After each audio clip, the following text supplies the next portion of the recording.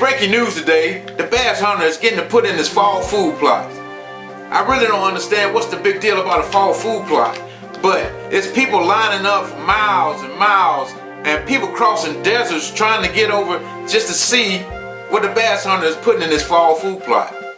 I mean, people across the world are having parades talking about Basshunter, go Basshunter, go Basshunter. I don't understand it, but I'm not going to miss it. I'm going to subscribe to his channel so I can keep up with this fall food plot.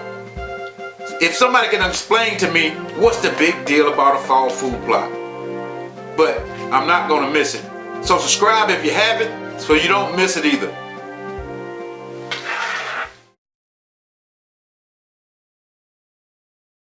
Alright guys, today is the day. It's finally here. Food plot time. Today is October the 13th. Yesterday was the start of muzzleloader season here in Georgia. That's why I got my orange vest on. I don't want to be a casualty. So, but we're going to get on this food plot finally. We got rain coming 2 days next week. It should be some good rain. And this morning it was kind of sprinkling. So, it's that time. So hopefully we can get these seeds in. And they say it's raining in Atlanta, and we're about 2 hours from Atlanta. Well, hour and a half or so from Atlanta. So the rain is coming. So what I'm gonna do, I'm on my back half of my food plot. And the back half of my food plot, I'm gonna put some buckwheat and rye grain, not the grass, rye grain. And we're gonna see how well that grows back here on the back half of my food plot, because this back half doesn't grow as well as the rest of it, and I think it's because all these pine trees back here in the back. But yesterday the guys was out spreading fertilizer and lime on their food plot, and they came and spread the fertilizer and lime already on mine, so I don't have to worry about that step today. So I can go ahead and start spreading the seeds. And what else I got here, I'm gonna bring you closer to my spreader right here. The one that I normally pull behind the four-wheeler is down, it's broke right now. So I had to go into my closet of tricks and pull out an old spreader that I probably only used one time. But I'll bring you close and see how I got this thing hooked up. This spreader is a Spintech spreader. I bought this spreader probably 5 years ago and only used it one time because the problem I had down here at the bottom, it's got a 2-inch receiver hitch that it goes into, so you could put that in the back of your truck or something like that. And my four-wheeler only had the 1-inch deal, so I could never really get it in there good, and I tried to jerry rig it, and so I got frustrated with it and never used it. I just put it in the closet. But I had to bring it out because I don't want to have to spread all these seeds by hand. But the way I got it is, I couldn't get the pin out of my 1-inch hitch. It was stuck in. It's still stuck in there. I guess it's rusted, welded rusted to itself. And I cut both ends. I beat it. So what I did was, I got ratchet straps. Let me show you here. I got ratchet straps holding the 2-inch receiver deal that I just got from Harbor Freight to go into the 2-inch deal here that holds this spreader up. And I got 2 ratchet straps on this right now, just holding that down tight. One in the back, one in the front, and I just got it the slack rolled up. And I got one right here holding it to my bumper on my four-wheeler here, for it won't rock and, you know, lean out, because when you put weight in it, put the seeds in, it's going to be some weight on it. And I just got this one on top. Hopefully it doesn't let it go side to side, and it keeps it, you know, when the weight gets on it, when you put the seed in it, it won't come off. So I got it rigged up, and the unique thing about this is when you turn it on, it drops down. It right now is closed, but when you turn it on, it drops down and it throws the seed out. But the frustrating thing about it is, you have to use these butterfly bolts here to adjust the height. So I'm gonna have to put some seed in there and turn it on and see how that seed comes out, because you don't want too much coming out, but you want enough. So I'm gonna do that first. But let me take you over and show you the lineup for the day for my food plot. You guys know I love Whitetail Institute, so I got my beets and greens that I grew on this food plot 2 years ago, and they was almost knee high. And I throw my clover out because when I did that good fill of beets and greens, it was when that was over, you know, back in January, that clover was up under it. It was just sitting up under it, and when the deers ate all of it and everything, that clover came up. I didn't even have to do a spring plot because the clover grew just as well after the beets and greens were done. So then I got some Austrian winter peas I'm gonna try out here on my food plot, and I just want some peas to grow out here on this food plot because the deer eat those peas so quick. It's worse than soybeans. But hopefully they'll grow up. You know, if I put enough of them, I'm gonna put everything on it kind of heavy, just for 3 things. One is the birds gonna come out here and eat whatever's on top, so we're gonna try to cover it up the best we can. 2 is late in the season, for one thing, and hopefully we get more rain than just next week. But if not, I want to try to get enough seeds on there in case some of them don't grow, but some of them grow later, whatever that is. And 3, I just want it to be full. I just want it to be flush, just like a nice green field. I don't want any dead spots. I don't want any you know, open spots that just look like something didn't grow there. So I'm gonna put it on kind of heavy, and especially back here. I got, like I said, that's a 50-pound bag of rye right here. I got this buckwheat. I actually got 2 50-pound bags of buckwheat. We're gonna do the 40, and I got a little food plot, that little small food plot to do. I'm gonna put some of that on there too. So, but what we're gonna do first, we're gonna try to get the spreader here. And another thing about this spreader, I didn't know. I looked on their website, and this spreader was like $330. I was like, man, did I pay that much for that thing back then? But so we're gonna make sure we use it and get some use out of it for, I say it was worth it. But let me get set up here. We'll put some seed in the spreader and see how it comes out. All right, I got some seed in there now, and like I said, I never even seen buckwheat, but it looks like little triangular seeds. You guys was after me about, a couple of you guys anyway, about planting buckwheat. So here it goes. I'm gonna turn it on, and we're gonna see how much comes out of there. Hopefully it doesn't hit me in the eyeballs, but all right.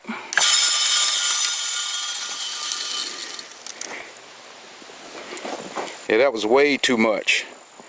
So to adjust this thing, you just have to loosen up these wing bolts.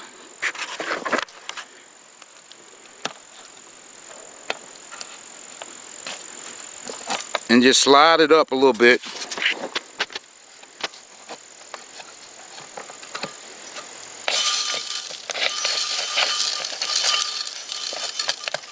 I'm trying to get it to close.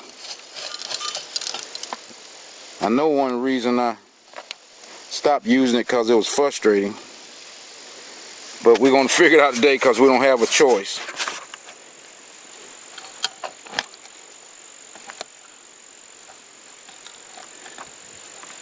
All right.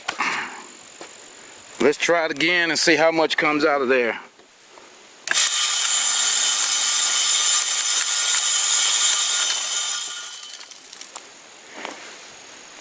Yeah, that thing throws out a lot of seed. So I'm going to try to get it up tight as I can, and we're going to go at it no matter what. All right, I think I got it adjusted pretty good here. Just let's look at it. Yeah, that's about right. So let's get going And get those out, and then we'll do the wheat. Not the wheat, the rye.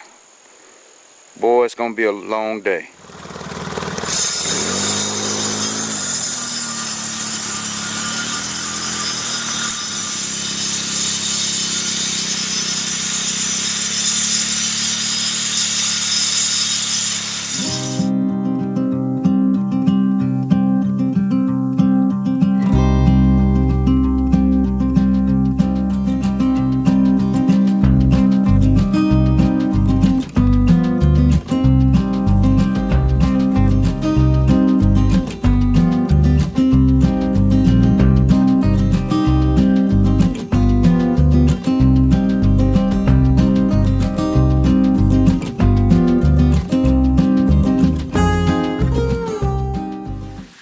I just want to check and see what the spread rate was here. As you can see, those little black flakes. Hopefully you can see that. They spread it out pretty good. They everywhere. I was kind of worried with how wide that spreader was spreading, but I think we got good coverage. I'll just check another space, but you know, I can see it just walking around here. I can see it all on top of the ground. It's good that it's black. That way I know that I got every spot except for this spot right here. This whole little spot right here.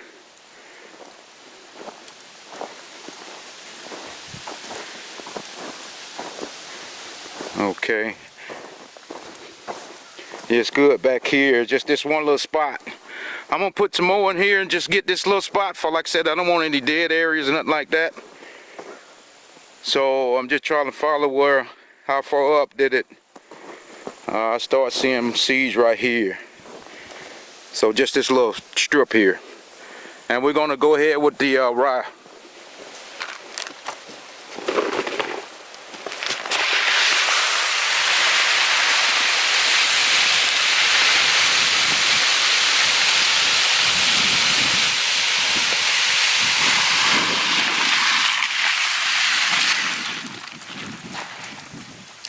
And guys, I forgot to tell you, I do have my seed coat. It's getting harder and harder to find this stuff. I had to go on eBay, and the guy only had like 4 little bags like this. And the people that make it want so much for it. I don't even know if they had any or not. I kind of swear by this stuff, so I don't know if it helps the seed or just helps my mind, one or two, but I just use it on seed that don't have any coating on it. Hopefully it says it's supposed to help it initially grow, come out the ground. So let's see. And I already adjusted the spreader here, so everything should be coming out pretty good. So we're gonna get these spreaded.